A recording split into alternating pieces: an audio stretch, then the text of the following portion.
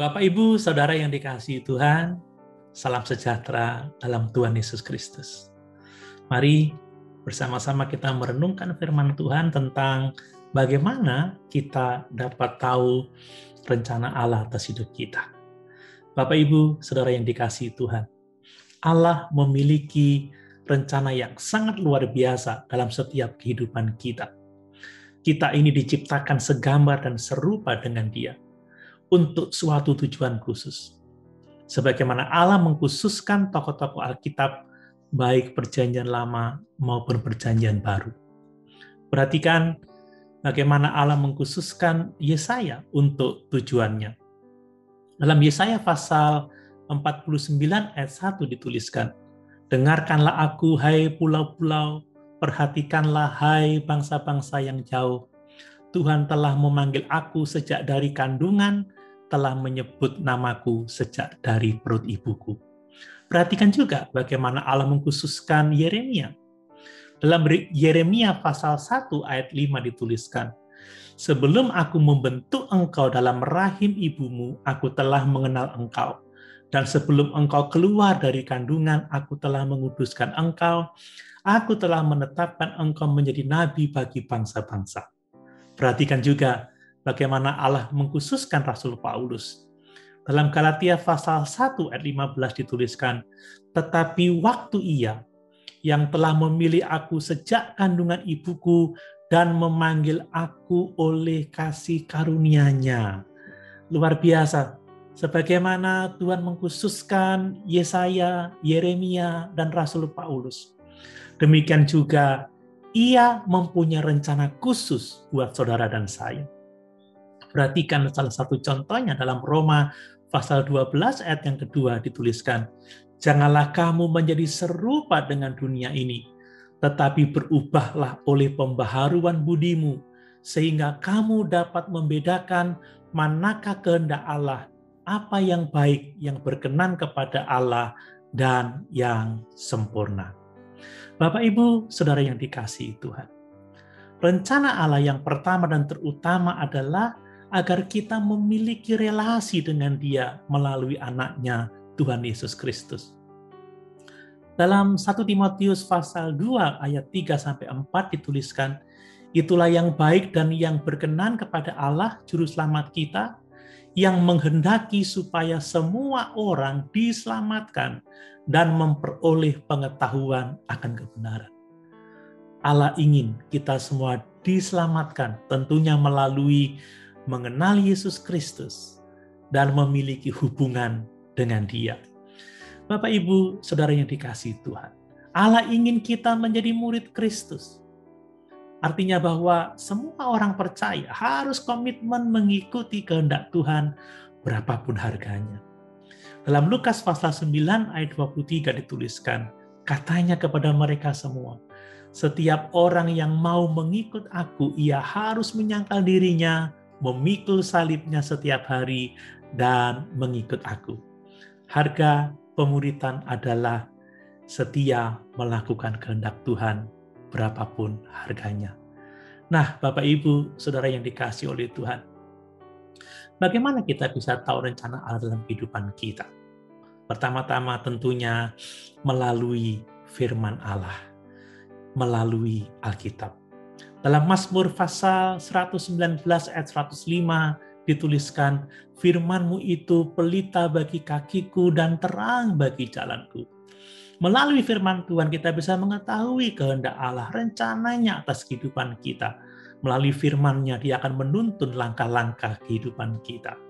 Kita juga akan dapat mengetahui rencana Allah atas hidup kita melalui pimpinan Roh Kudus.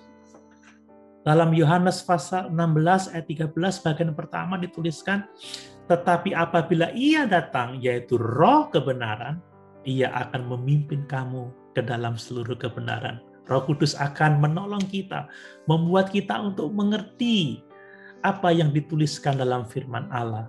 Roh Kudus akan menuntun kita kepada kebenaran sebagaimana dinyatakan oleh firman Allah.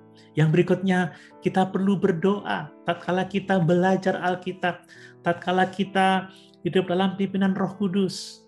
Dalam Yakobus pasal 1 ayat yang kelima dituliskan, tetapi apabila di antara kamu ada yang kekurangan hikmat, hendaklah ia memintakannya kepada Allah, yang memberikan kepada semua orang dengan murah hati dan dengan tidak membangkit-bangkit, maka hal itu akan diberikan kepadanya.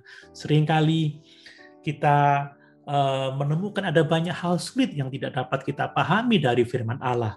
Berdoalah, Allah sanggup memberikan hikmat kepada kita untuk memahami apa yang telah difirmankannya. Kemudian kita juga membutuhkan nasihat dari hamba-hamba Tuhan. Bapak Ibu saudara yang dikasihi oleh Tuhan, dalam Amsal pasal 12 ayat 15 dituliskan, jalan orang bodoh lurus dalam anggapannya sendiri, tetapi siapa mendengarkan nasihat ia bijak. Hamba-hamba Tuhan akan menasihati kita berdasarkan kebenaran firman-Nya. Dalam Amsal pasal 15 ayat 22 dituliskan, rancangan gagal kalau tidak ada pertimbangan, tetapi terlaksana kalau penasihat banyak. Kalau saudara mengalami ketidaktahuan tentang rencana Allah dalam hidup saudara, mintalah nasihat dari hamba-hamba Tuhan yang mengasihi firman-Nya. Bapak Ibu saudara yang dikasihi oleh Tuhan, kalau kita hidup dalam rancangan Allah, kebenaran Allah, maka damai sejahtera Allah akan nyata dalam kehidupan kita. Dalam Yesaya pasal 32 ayat 17 dituliskan, di mana ada kebenaran, di situ akan tumbuh damai sejahtera. Dan akibat kebenaran ialah ketenangan dan ketentraman untuk selama-lamanya. Haleluya. Bapak Ibu saudara yang dikasihi oleh Tuhan,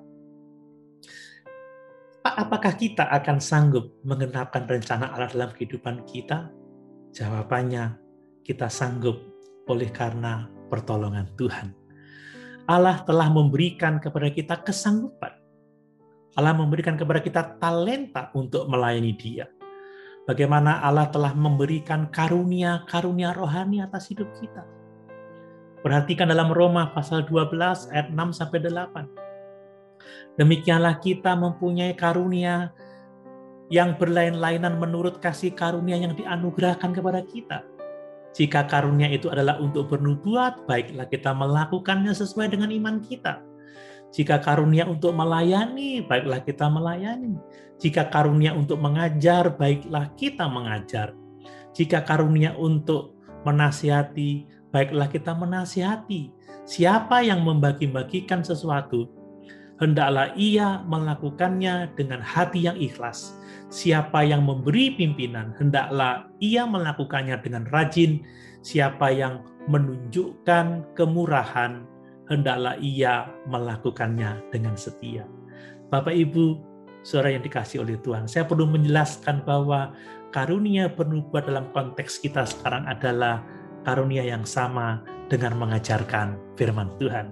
Kita punya karunia-karunia rohani untuk kita hidup sesuai dengan rencana Allah dalam kehidupan kita. Kemudian saudara, kita harus tahu bahwa tujuan Allah mengkhususkan kita adalah agar Dia dipermuliakan. Dalam 1 Korintus pasal 10 ayat 31, Rasul Paulus menulis, aku menjawab, jika engkau makan atau jika engkau minum atau jika engkau melakukan sesuatu yang lain, lakukanlah semuanya itu untuk kemuliaan Allah. Bapak Ibu, saudara yang dikasihi Tuhan, apapun yang terjadi dalam kehidupan kita, di dalam rencananya, Allah mau itu menjadikan Injil dan kerajaan Allah diperluas di atas muka bumi ini. Dalam Filipi pasal 1 ayat 12 mengenai pemenjaraannya, Rasul Paulus berkata, aku menghendaki saudara-saudara supaya kamu tahu bahwa apa yang terjadi atasku ini justru telah menyebabkan kemajuan Injil. Bapak Ibu, saudara yang dikasihi Tuhan, kita harus percaya bahwa Allah akan menggenapkan rencananya atas hidup kita. Dalam Amsal pasal 3 ayat 5-6 dituliskan, percayalah kepada Tuhan dengan segenap hatimu, dan janganlah bersandar pada pengertianmu sendiri. Akuilah Dia di dalam segala lakumu, maka Ia akan meluruskan jalanmu. Kemudian perhatikan dalam Filipi pasal 1 ayat yang ke-6. Akan hal ini aku yakin sepenuhnya, yaitu Ia yang memulai pekerjaan yang baik di antara kamu akan meneruskannya sampai pada akhirnya pada hari Kristus Yesus. Bapak, Ibu, Saudara yang dikasihi Tuhan, mari kita selalu ingat bahwa Allah mengkhususkan kita untuk rencananya. Bahwa Allah menghendaki agar kita mengenal Yesus dan diselamatkan, menjadi murid sejatinya.